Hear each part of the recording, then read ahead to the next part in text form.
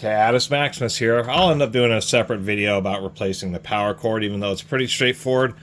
Maybe just on this particular porter cable, it's a little bit different just because you have to remove quite a bit of stuff. I guess I will make a video in the future just because this whole section of this handle comes off this side, so it's a little bit different taking it apart. This video is about replacing the blade guard stop. The blade guard stop, I actually got this saw for $5, and to tell you the truth, this is a still American-made porter cable, but not that great a quality.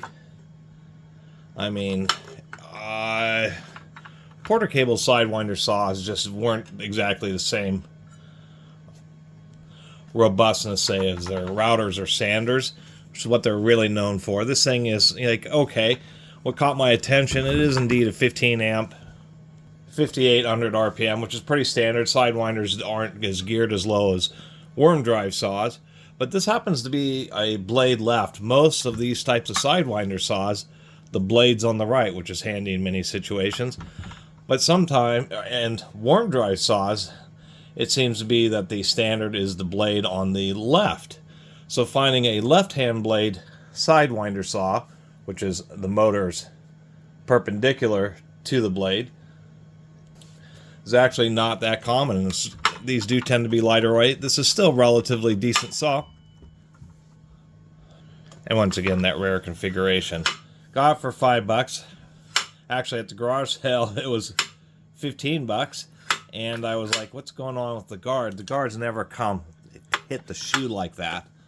And I was looking at it, I could see that this whole area is all broken out, and I was like, how on earth does that happen? And then this, which is apparently the little rubber stop, was screwed into some kind of metal flange right here. And I asked, you know, oh, did you buy this used or something? And he said, yeah, I broke the blade guard with, or excuse me, he said he apparently dropped it, so at least he was honest about that, and it broke out. Somehow it landed in such a way on the guard to where it broke the little flange on this. So, not super usable when the guard's in this position because it won't really catch on the material. You do need to have the guard just to have a small gap so that when you start your cut, it gets pushed open by the material rather than getting jammed up. So I thought, well, I'll just do the second best thing. Since it's rubberized and we do have this handle here, I'm just going to drill a small hole right in this area here. Just small enough to where I can thread this in and just put the stop right there and see how well that holds up.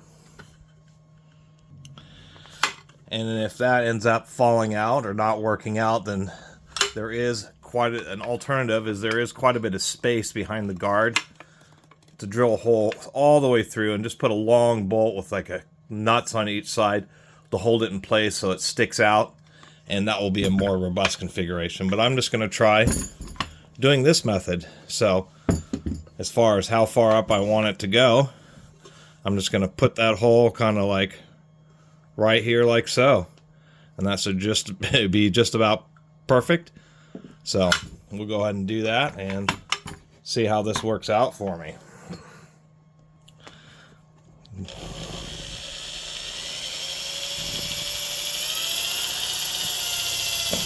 It is just aluminum, so pretty easy to drill. Like so. Tap out the metal shavings here. And simply attempt to screw this in this little spot right here. What I did is I just took a drill bit, I measured the diameter using some calipers of just over the screw threads, and then took the next closest but smaller drill bit. That way the threads could have some way of biting into the material. And provides a fair amount of friction. You don't want it too small because you can't start to screw, or you run the risk of actually cracking the aluminum. But you want it small enough to where the threads can actually get a bite. And since I'm just using the screw, since it's a steel screw and an aluminum housing, I'm just using the screw itself even though it's not self-tapping, as a kind of a tapping screw. And the fact that since I am just kind of forcing the screw to make threads, it's actually pretty tight. The screw really doesn't want to come loose. I have to get a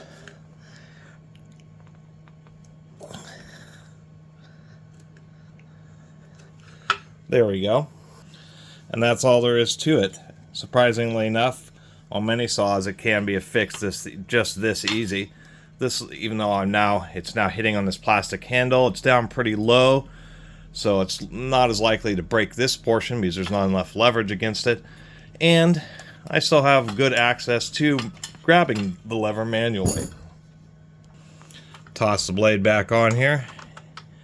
And for people who may not know, if on saws, if the blade's on the left, then the lock bolt goes in backwards. It's counter threaded. If the blade's on the right, then the bolt goes in the standard direction, or what is known as the common direction. But it is a left-hand thread when the blade is on the left. And it's not that hard to remember. We'll just get this tightened down. Kind of like the fact that the wrench fits in the bottom of the handle on this saw.